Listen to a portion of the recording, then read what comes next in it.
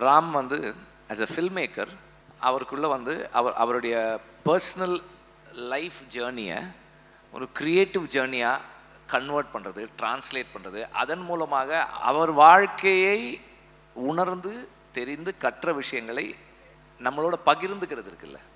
I think he has a very special place in Tamil cinema, even Indian சினிமான்னு கூட சொல்லலாம்னு நினைக்கிறேன், ஃபார் டூயிங் தட். அந்த மாதிரி ஒரு யாரோ அந்த மாதிரி அவங்களுடைய அனுபவங்களை கதைகளாக மாற்றி அந்த உணர்வுகளை அவங்க தெரிஞ்சுக்கிட்டதை அவங்க கற்றுக்கிட்டதை நம்மளோட பகிர்ந்துக்கிறது இருக்கு இல்லையா.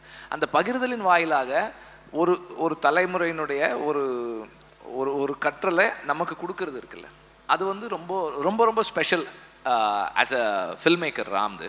Other than being a film maker, நான் வந்து இன்னைக்கு அவருடைய ரோல் அஸ் அ டீச்சர், அவர் வந்து இன்ஸ்டிடியூட்டில் கொஞ்ச நாள் வந்து கெஸ்ட் ஃபேக்கல்ட்டியாக இருந்திருக்காரு.